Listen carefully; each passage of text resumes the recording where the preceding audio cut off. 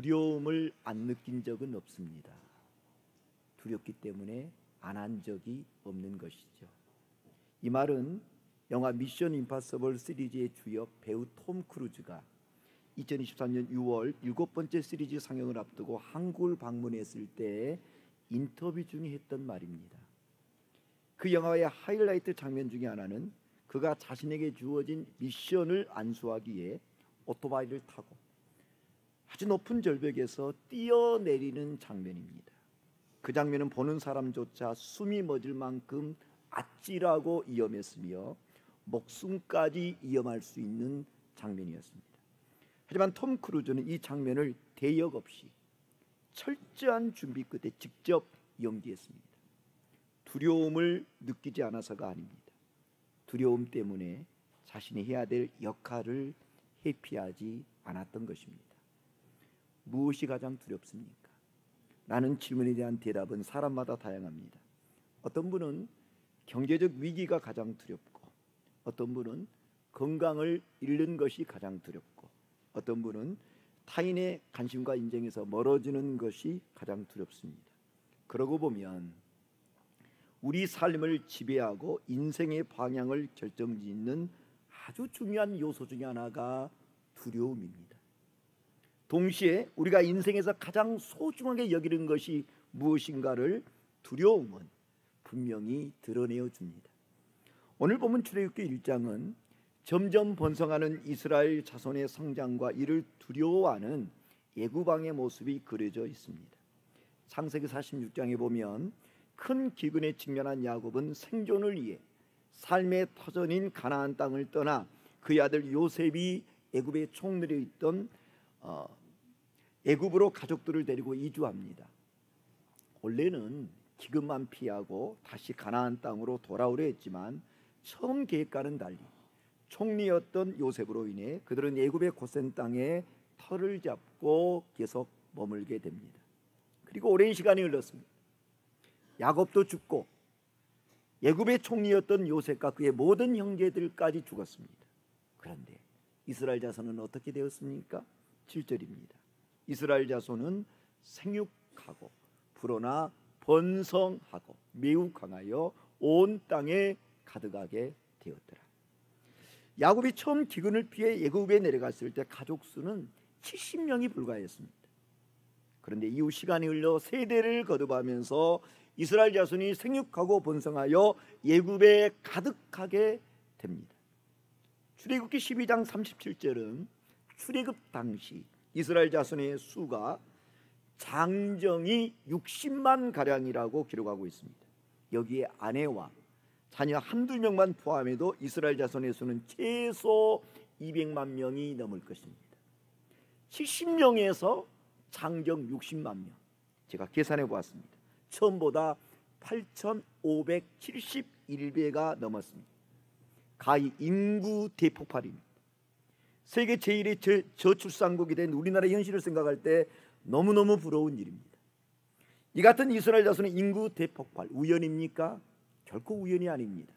이는 하나님께서 오래전 그들의 조상인 아브라함에게 하늘을 우러러 무뼈를 셀 수 있나 보라, 내 자손이 이와 같으리라 약속하신 말씀의 성취였습니다. 하나님께서 자식을 얻는 아브라함에게 밤하늘의 무뼈를 가리키면서 내 자손이 이와 같으리라고 말씀하셨을 때 아브라함은 그 말씀이 너무 현실과 동떨어져 있다고 느꼈을 것입니다.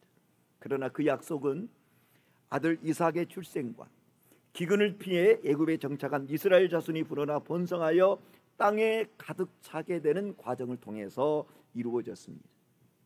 여러분, 하나님의 약속은 결코 부도나지 않습니다. 어떤 환경이나 상황도 하나님의 약속을 폐기할 수는 없습니다. 예수님께서 제자들에게 가르쳐 주신 산상수훈에는 하나님의 약속이 폐기할 수 없는 이유를, 하나님의 약속이 부도나지 않는 이유를 이렇게 증거했습니다. 진실로 너에게 이르노니 천지가 없어지기 전에는 율법의 1.1획도 결코 없어지지 아니하고 다 이루리라. 하나님의 입에서 나오는 모든 말씀은 시간이 지나도 결코 사라지지 않습니다. 천지가 없어지기 전에는 율법의 1.1획도 없어지지 아니하고 다 이루어지기 때문입니다. 다 이루리라. 성경은 약속과 성취의 책입니다. 구약 성경인 창세기부터 말라기는 끊임없이 메시아의 오심을 약속했고, 신약 성경은 예수님이 오심으로 그 모든 하나님의 약속이 온전히 이루어졌음을 증거합니다. 우리 눈에는 더디게 보여도 하나님의 약속은 때가 되면 반드시 이루어집니다. 우리 하나님은 신실하시기 때문입니다. 그런데 생육하고 번성하여 온 땅에 가득하게 되는 일로 인해 이스라엘 자손은 예기치 않는 일에 직면합니다. 과거의 애굽왕은 기근을 피해 이주해온 이스라엘 자손을 위해 고센 땅에 보금자리를 마련해 주면서까지 배려했습니다. 그런데 새로 왕이 된 애굽왕, 날로 수가 불어가고 강성해져가는 이스라엘 자손을 두려워하고 경계하기 시작합니다. 이유가 있습니다. 10절이죠. 자, 우리가 그들에게 대하여 지혜롭게 하자. 두렵건대 그들이 더 많게 되면 전쟁이 일어날 때에 우리 대적과 합하여 우리와 싸우고 이 땅에서 나갈까노라 하고. 애굽 왕은 점점 번성하고 강성해지는 이스라엘 자손이 전쟁이 일어날 때 자신들의 대적과 연합하여 싸우고 이 땅에서 떠나가게 될 것을 예단하고 두려워합니다. 우리 대적과 합하여 우리와 싸우고 이 땅에서 나갈까 하노라. 애굽 왕의 이 고백, 마치 자신의 손아귀에서 우리가 벗어날까 봐 노심초사하는 사단의 모습을 보는 것만 같습니다. 사단은 우리가 자신의 지배에서 벗어나 하나님을 섬기는 것을 가장 싫어하고 두려워합니다. 그래서 갖은 수단을 동원해 어떻게 하든지 자신의 지배와 영향력 아래 두려고 합니다. 우리는 이런 사단의 괴계에 속지 않아야 합니다. 이스라엘 자손이 강성해지는 것을 막고 그들이 애굽 땅에 떠나는 것을 방지하기 위해 애굽 왕은 강력한 억압 정책을 시행합니다. 그 첫 번째가 11절 말씀입니다. 감독들을 그들 위에 세우고 그들에게 무거운 짐을 지워 괴롭게 하여 그들에게 바로를 위하여 국고성 비돔과 나암셋을 건축하게 하니라. 애굽 왕은 감독관을 특별히 세워서 이스라엘 자손에게 강제 노역을 시켰습니다. 그들은 국고성 비돔과 나암셋을 건축하도록 동원되었습니다. 이스라엘 자손을 토목공사에 강제적으로 동원함으로 그들의 번성과 생육을 저지하고 동시에 경제적으로 큰 이익을 취하려 한 것입니다. 그러나 이러한 애굽 왕의 이스라엘 자손에 대한 억압 정책은 예상과는 달리 오히려 역효과를 초래합니다. 12절 전반절이죠. 그러나 학대를 받을수록 더욱 번성하며 하여 퍼져나가니 이스라엘 자손은 억압을 받을수록 마치 밟힐수록 더 번져가는 잡초처럼 더욱 생육하고 번성했습니다. 고난과 박해, 신앙을 빼앗지 못합니다. 오히려 신앙을 더욱 강하고 견고하게 만듭니다. 애굽 왕의 의도와는 정반대로 이스라엘 자손은 학대를 받을수록 더 강성해지고 더 커져갔었고, 이는 애굽 왕에게 더욱더 큰 근심거리가 되었습니다. 이 애굽 왕은 이스라엘 자손을 더 심하게 억압하는 정책을 펴게 되었고, 그 구체적인 모습이 14절에 이렇게 기록되어 있습니다. 어려운 노동으로 그들의 생활을 괴롭게 하니 곧 흙 이기기와 벽돌 굽기와 농사의 여러 가지 일이라. 그 시키는 일이 모두 엄하였더라. 여기 엄하였다라, 이 말은요 혹사시킨다라는 뜻으로 당시 이스라엘 자손에게 주어진 노역이 몸이 부서질 정도로 가혹했다는 것을 의미합니다. 이스라엘 자손이 애굽에서 번성할수록 동시에 그들이 겪는 고통과 압제도 비례하여 커졌습니다. 만일 그들이 생육하고 번성하지 않았다면 애굽 사람들은 그들을 방치해 놓았을 가능성이 큽니다. 그러나 이스라엘 자손이 점점 더 번성하고 강성해지자 애굽 왕은 그대로 두고 볼 수 없었던 것입니다. 이는 하나님의 백성들이 세상을 살아갈 때 경험하는 이중적 상황을 여실히 보여줍니다. 하나님의 복이 임할수록, 하나님의 은혜가 임할수록 세상의 권세를 잡은 사단은 이를 시기하여 가만두지 않고 끊임없이 도전과 박해를 가하는 모습이죠.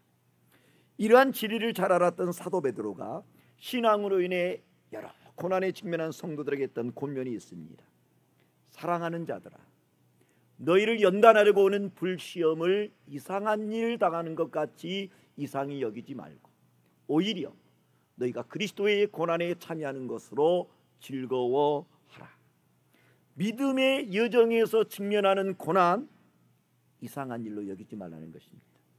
애굽에서 이스라엘 자손이 번성할수록 강력한 억압과 더 많은 박해를 겪었던 것이 바로 그 증거입니다. 사실 이스라엘 자손이 애굽에서 겪는 억압은 이미 오래전에 하나님께서 아브라함에게 예고하신 바 있습니다. 여호와께서 아브라함에게 이르시되 너는 반드시 알라. 내 자손이 이방에서 객이 되어 그들을 섬기겠고 그들은 400년 동안 내 자손을 괴롭히리니. 창세기 15장 13절의 말씀입니다. 이미 하나님은 이스라엘 자손이 이방에서 객이 되어 400년간 괴롭힘을 당할 것을 알고 계셨습니다. 그러나 이 이야기는 괴롭힘을 당할 것에 대한 예고로만 끝나지 않았습니다. 이어지는 14절에 하나님은 이렇게 약속하셨습니다. 그들이 섬기는 나라를 내가 징벌할지며 그 후에 내 자손이 큰 재물을 이끌고 나오리라. 애굽의 학대와 압제가 아무리 심하다고 해도 그것은 오래가지 않는다는 것입니다. 잠시에 불과하다는 것입니다. 여러분, 고난은 이 땅에서 영원하지 않습니다. 시편 기자는 이 진리를 다음과 같이 고백한 바 있습니다. 그의 노여움은 잠깐이요 그의 은총은 평생이로다. 저녁에는 울음이 깃들일지라도 아침에는 기쁨이 오리로다. 고통은 잠깐이고 하나님의 은혜는 영원합니다. 밤의 어둠이 길게 느껴질지라도 그 밤은 반드시 지나가고 우리는 하나님께서 주시는 새 아침의 기쁨을 맞이하게 될 것입니다. 고욕으로 이스라엘 자손의 생육과 번성을 억제하려던 첫 번째 시도가 실패로 돌아가자 애굽 왕은 더 악한 계획을 세웁니다. 16절을 보십시오. 이르되 너희는 히브리 여인을 위하여 해산을 놓을 때 그 자리를 살펴서 아들이거든 그를 죽이고 딸이거든 살려두라. 애굽 왕은 출산을 돕는 히브리 산파들에게 히브리 여인이 아들을 낳으면 죽이고 딸을 낳으면 살려두라고 명령합니다. 여기 죽이고라는 히브리어 동사는요, 죽도록 내버려 두다, 만들다라는 의미가 내포되어 있습니다. 이는 산파들에게 직접 남자아이를 죽이라는 적극적인 명령이라기보다는 필요한 조치를 의도적으로 하지 않으므로 아이가 자연스럽게 죽도록 방치하라는 의미가 담겨져 있습니다. 애굽 왕은 출산 과정에서 히브리 산파들이 산모가 알아차리지 못하게 아주 은밀하게 남자아이를 죽이는 방식을 통해서 이스라엘 자손의 번성을 막으려고 한 것입니다. 이스라엘 자손에게 너무나 큰 위기였습니다. 하지만 애굽 왕이 이 같은 은밀하고 악한 계획은 그대로 시행되지 못합니다. 17절에 그 이유가 나옵니다. 그러나 산파들이 하나님을 두려워하여 애굽 왕의 명령을 어기고 남자 아기들을 살린지라. 히브리 산파들은 왕의 명령에 따르지 않았습니다. 갓 태어난 남자 아기들을 살립니다. 당시 애굽은 절대 군주국으로 왕의 명령은 마치 신의 명령처럼 여겼습니다. 그런 환경에서 히브리 산파들이 왕의 명령을 거스리고 남자 아기를 살리는 것, 목숨을 걸어야 되는 위험천만한 일이었습니다. 그런데도 히브리 산파들이 그 애굽 왕의 명령을 어기면서까지 히브리 남자아이들을 살린 이유가 무엇입니까? 성경은 말합니다. 산파들이 하나님을 두려워하여. 히브리 산파들은 눈앞에 보이는 애굽 왕보다 눈에 보이지 않지만 살아계신 하나님을 더 두려워했습니다. 이들은 왕의 명령보다 하나님의 뜻을 더 중요하게 여겼고 애굽 왕을 기쁘게 하기보다 하나님을 기쁘시게 하는 일을 선택했습니다. 히브리 산파들의 손을 빌어 은밀히 갓 태어난 히브리 남자아이들을 죽이려는 애굽 왕의 악한 계획, 결국 실패하고 맙니다. 이에 격분한 애굽 왕, 히브리 산파들을 둘러서 너희가 어찌하여 이같이 남자의 아기들을 살렸느냐고 아주 엄하게 추궁합니다. 애굽 왕은 이미 히브리 산파들이 자신의 명령을 의도적으로 따르지 않았다는 것을 간파하고 있었던 것이죠. 히브리 산파들, 이런 상황에서 어떻게 대답해야 이 위기를 모면할 수 있을까요? 추상 같은 애굽 왕의 질문에 히브리 산파들이 했던 대답을 보십시오. 19절입니다. 산파가 바로에게 대답하되 히브리 여인은 예굽 여인과 같지 아니하고 건장하여 산파가 그들에게 이르기 전에 해산하였나이다 하매 어찌하여 남자 아이들을 살렸느냐는 격분한 애굽 왕의 추상 같은 명령. 히브리 산파들이 뭐라고 대답해요? 히브리 여인들은 예굽 여인과 달라 건장하여서 자신들이 도착하기 전에도 해산하였다고 대답합니다. 둘러대기는 했지만 전혀 논리적으로 설득력이 있어 보이지 않습니다. 산모의 진통이 시작되고 출산하기까지는 시간적인 여유가 있기 마련이고 건강하다고 해도 산파가 도착하기 전에 아이를 낳는 경우는 매우 드문 경우입니다. 산모들의 대답 누가 봐도 그저 위기를 모면하는 변명에 불과했습니다. 그런데 이런 터무니없는 대답을 했음에도 히브리 산파들은 애굽 왕에게 더 이상 책임 죽음을 당하지 않습니다. 투옥되거나 죽음을 당하지 않았습니다. 어떤 불이익도 그 일로 인하여 당하지 않았습니다. 이유가 무엇입니까? 20절 전반절입니다. 하나님이 그 산파들에게 은혜를 베푸시니. 하나님이 은혜를 베푸셨습니다. 누구에게요? 하나님을 두려워하여 애굽 왕의 명령을 어기고 남자 아기들을 살린 그 산파들에게 은혜를 베푸셨습니다. 애굽 왕 바로가 히브리 산파들의 그 터무니없는 변명과 대답을 곧이곧대로 받아들인 이유입니다. 인간적으로 도무지 불가능해 보이는 일도 하나님께서 은혜를 베푸시면 가능하게 됩니다. 우리 함께 읽어볼까요? 함께 읽어보십시다. 사람을 두려워하면 올무에 걸리게 되거니와 여호와를 의지하는 자는 안전하리라. 누구 안전을 보장받습니까? 여호와를 의지하는 자입니다.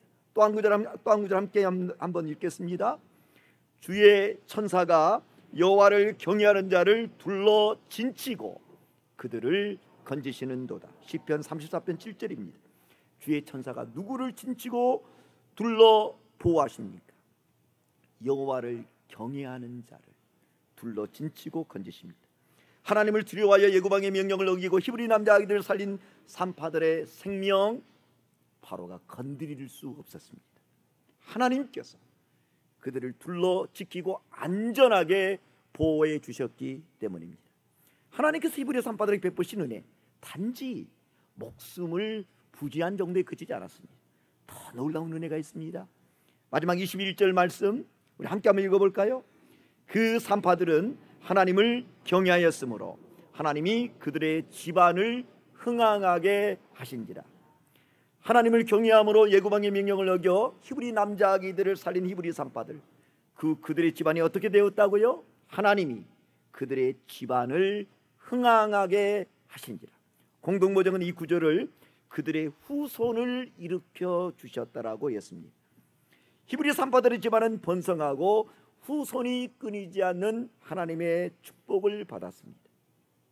집안을 흥왕케 하시는 분은 오직 하나님이신 것입니다. 히브리 산파들에게 주어진 그 놀라운 하나님의 복은 무엇으로 기인했습니까? 놓치지 마십시오. 21절 전반절입니다. 그 산파들은 하나님을 경외하였으므로 하나님을 경외함이 원인이고 그들의 집안이 흥왕하게 되면 그로 말미암은 결과인 것입니다. 여기 21절에 하나님을 경외하였으므로 이 경외라는 이 단어와 앞선 17절에 산파들이 하나님을 두려워하였으므로 하는 두려워하는 단어, 우리 한글로는 다르게 보이지만 히브리어 언어로 보면 똑같은 단어예요. 히브리어는 야레라는 동사를 사용하고 있습니다. 하나님을 경외하는 삶을 신앙의 핵심적인 요소로 강조했던 종교개혁가가 있습니다. 존 칼뱅입니다. 그는 기독교 강요에서 하나님에 대한 경외심은 단순히 감정적 두려움이 아니라 하나님을 사랑하고 존경하며 그분의 위대함 앞에서 겸손하게 사는 태도라고 설명한 바 있습니다.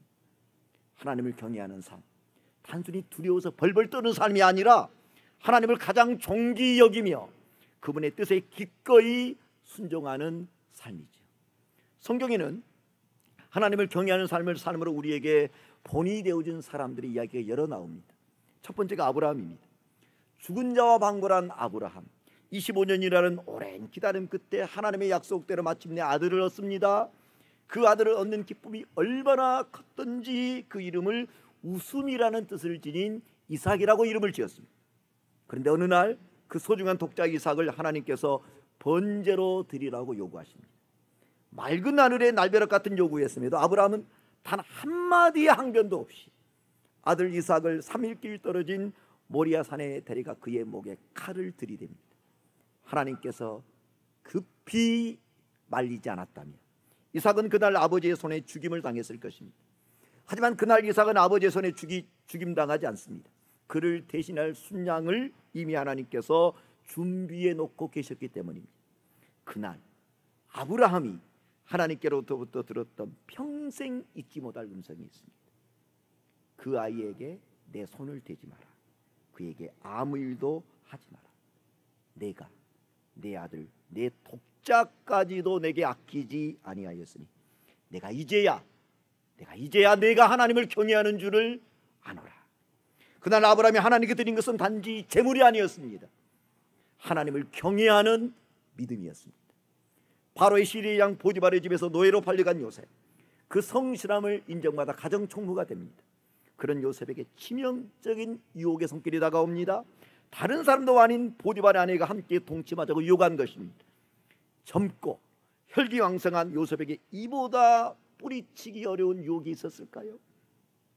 그런데 자신과 동침하기를 지속적으로 요구하는 보디발 아내의 유혹을 요셉은 끝내 거부합니다. 그 이유가 보디발 아내의 요구를 거절하며 했던 말 속에 들어있습니다.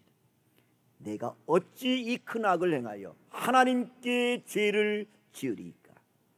요셉은 사람의 눈보다 하나님의 눈을 더 의식했습니다. 평소 하나님을 경외하는 삶을 살았기 때문이죠.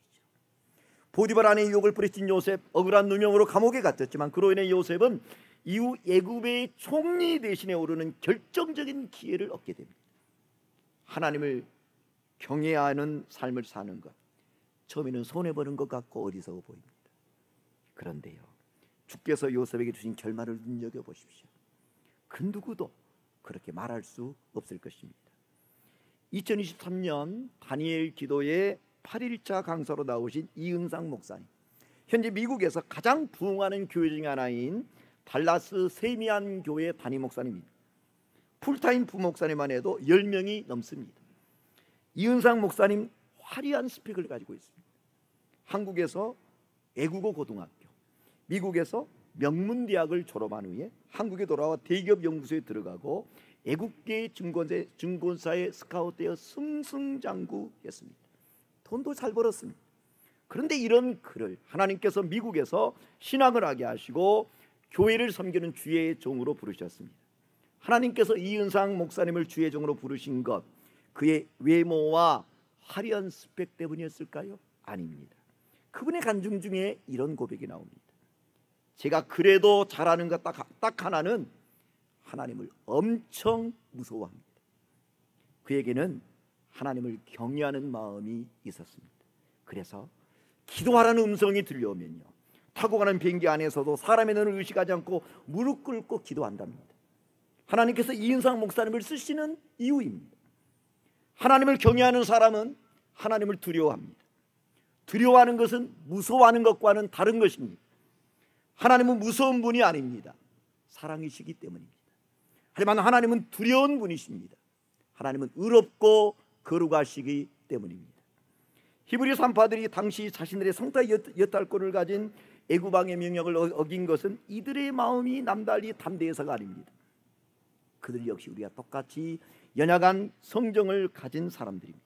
그럼에도 그들이 애굽왕의 명령을 어기고 히브리 남자 아기들을 살린 것은 애굽왕보다 하나님에 대한 두려움이 더 컸기 때문입니다. 하나님에 대한 경외심이 목숨을 내걸고 애굽왕의 명령을 어길 수 있는 용기를 가지게 한 것입니다. 여러분, 그리스도인은 단지 하나님을 두려워하는 사람이 아닙니다. 그리스도인은 오직 하나님만 두려워하는 사람입니다. 우리의 신앙이 언제 변질되고 타락합니까? 하나님을 두려워하지 않고 사람을 두려워할 때입니다.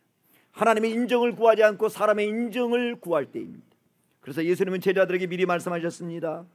몸은 죽여도 영혼은 능히 죽이지 못하는 자들을 두려워하지 말고 오직 몸과 영혼을 능히 지옥에 멸하실 수 있는 일을 두려워하라. 사람을 두려워하지 말고 하나님을 두려워하라고 하신 것입니다. 부모를 두려워할 줄 아는 자녀치고 잘못된 사람을 저는 이제까지 본 적이 없습니다. 우리의 신앙생활도 마찬가지입니다. 하나님을 아버지로 경외하며 두려워하는 믿음의 자녀들 결코 잘못되지 않습니다. 만일 우리에게 하나님을 향한 경외가 사라진다면 그날부터 종교생활이지 믿음생활은 아닌 것입니다. 히브리 산파들이 하나님을 경외했을 때 이들은 두려움을 이기고 애굽왕의 악한 계획을 생명을 걸고 막아서는 자들이 되었습니다. 이들 히브리 산파들, 선지자도 왕도 제사장도 아닙니다. 단지 출산을 돕는 산파에 불과합니다. 오늘 본문은 히브리 남자 아기들을 죽이라고 명령을 내린 애굽왕의 이름이 누구인지를 밝히고 있지 않습니다. 반면에 하나님을 두려워하고 경외한 히브리 산파들의 이름을 밝히죠. 십부라 그리고 부하라고 분명히 그 이름을 기록하고 밝히고 있습니다. 하나님이 기억하시는 사람, 하나님을 경외하는 사람인 줄로 믿습니다. 오늘의 말씀을 묵상하면서 제 마음에 떠오르는 시편의 말씀이 있습니다. 시편 31편 19절 우리 함께 한번 읽어볼까요? 주를 두려워하는 자를 위하여 쌓아두신 은혜 곧 주께 피하는 자를 위하여 인생 앞에 베푸신 은혜가 어찌 그리 큰지요. 여기 주를 두려워하는 자, 하나님을 경외하는 자를 가리킵니다. 하나님을 경외하는 사람들에게 주께서 쌓아두신 은혜가 있습니다. 예비하신 은혜가 있습니다. 아껴두신 은혜가 있습니다. 무엇입니까? 이어지는 20절은 이렇게 약속했습니다. 주께서 그들을 주의 은밀한 곳에 숨기사 사람의 꾀에서 벗어나게 하시고 비밀이 장막에 감추사 말다툼에서 면하게 하시리이다. 하나님을 경외하는 사람을 주께서 온전히 책임져 주시는 것입니다. 헛되고 헛되며 헛되고 헛되니 모든 것이 헛되도다. 이렇게 시작한 전도서 마지막 결론은 전도서 12장 13절에 이렇게 되어 있습니다. 일의 결국을 다 들었으니 하나님을 경외하고 그 명령을 지킬지어다. 이것이 모든 사람의 본분이니라. 여러분 인생 복잡하지 않습니까? 하나님 경외하기, 그것이 사람의 마땅한 본분입니다. 오직 하나님만 경외하십시오. 여러분의 삶이 잘 될 것입니다. 여러분의 가정과 자녀들이 잘 될 것입니다. 긴 설 연휴 기간입니다. 어디에 있든지 무엇을 하든지 하나님을 경외하는 삶의 자리를 떠나지 않기를 바랍니다. 하나님을 경외하는 삶의 자리에 있을 때 하나님 우리를 지키시고 보호해 주실 것입니다. 기도하겠습니다. 하나님 아버지, 우리 눈에 더디게 보이더라도 하나님의 약속은 반드시 이루어짐을 믿습니다. 우리 하나님은 신실하시기 때문입니다. 오직 하나님만 경외한 히브리 산파들의 집안을 흥황케 하신 하나님, 우리로 하여금 오직 하나님만 경외하게 하여 주옵소서. 오직 하나님만 두려워하게 하여 주옵소서. 그래야 이 땅에 사는 동안 경외하는 자들에게 예비되어 있는, 그리고 준비되어 있는 하나님의 은혜를 누리며 살게 하여 주옵소서. 예수님의 이름으로 기도하옵나이다. 아멘.